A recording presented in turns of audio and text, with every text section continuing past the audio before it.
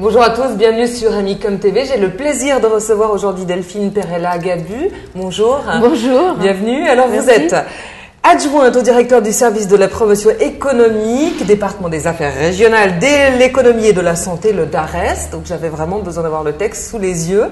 Donc déjà en 2 mots, vous pouvez nous expliquer quelle est votre fonction au sein de cette entreprise-là? Oui, alors je travaille au niveau du service de la promotion économique.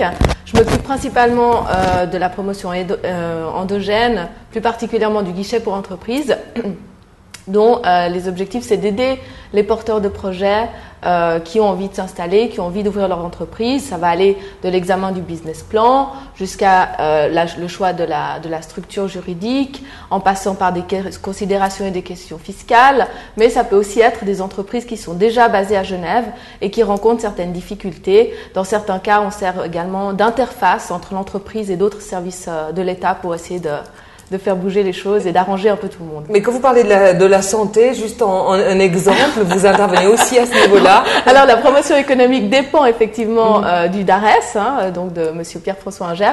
En revanche, la santé, c'est un autre volet dans lequel je n'interviens pas. Sauf s'il y a une problématique par rapport à une société hospitalière ou autre. Mais... Ok.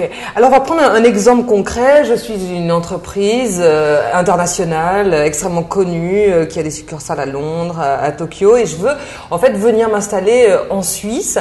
Alors, est-ce que c'est possible? Est-ce que c'est facile? Je passe par vous. Comment se passent les choses? Oui, alors c'est possible et c'est pas trop compliqué non plus. Donc, évidemment, l'idéal c'est que vous veniez directement au niveau de la promotion économique. Donc, on va regarder un petit peu quel est votre core business, quelles sont vos activités, voir où est votre siège social, donc le siège de l'entreprise, et puis voir si on est en train de parler d'une délocalisation de siège à Genève, ou bien si on est en train de parler d'ouverture d'une succursale ou une filiale ou un centre de logistique, informatique. Voilà, donc déjà ce sera une première étude là-dessus. Et en fonction des besoins de la société, parce que la société, quand elle pense à se délocaliser ou quand elle pense à ouvrir une succursale ou une filiale dans un autre pays, eh bien, elle a certains besoins. Et donc, par rapport à ça, on va définir un plan d'action et une stratégie pour que l'implantation soit totalement réussie. Mais pourquoi le siège est important de savoir si le siège sera à Genève ou à Londres, par exemple, par rapport au côté administratif fiscal ou pourquoi? Alors, bien sûr, au niveau fiscal, on aura une incidence.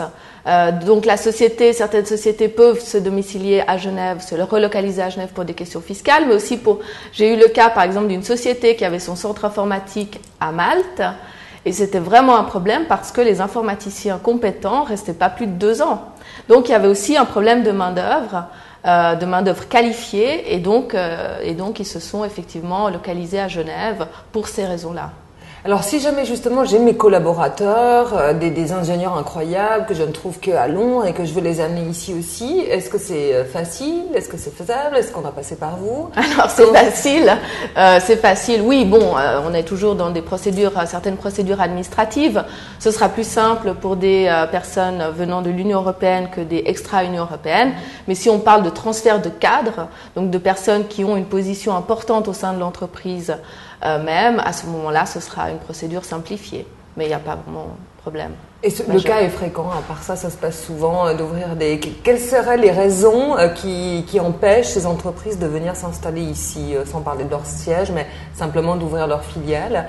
Elles pourraient être diverses et variées, parce que le marché peut-être n'est pas adapté à leurs prestations, puisque le marché genevois, c'est un marché qui est quand même particulier, on ne parle pas de New York ou de Londres.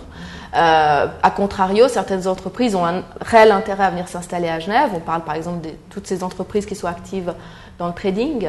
On a vraiment développé une place très importante en matière de trading à Genève. C'est la première place trading au monde en matière première.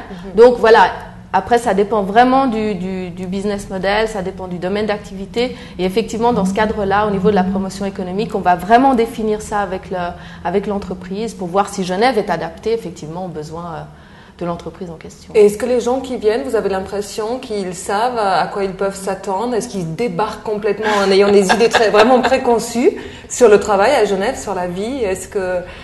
Alors, tout dépend. Si on parle de grosses sociétés, elles ont quand même un très bon avis sur la question parce que elles sont entourées de professionnels, d'avocats. Qui savent quels sont les marchés, etc. Voilà, donc elles ont déjà fait une étude. Je veux dire, Je dis en règle générale. Après, évidemment, on a des cas particuliers. Et puis, sinon, c'est d'autres entreprises qui sont de taille type PME, donc entre 10 et 200 employés.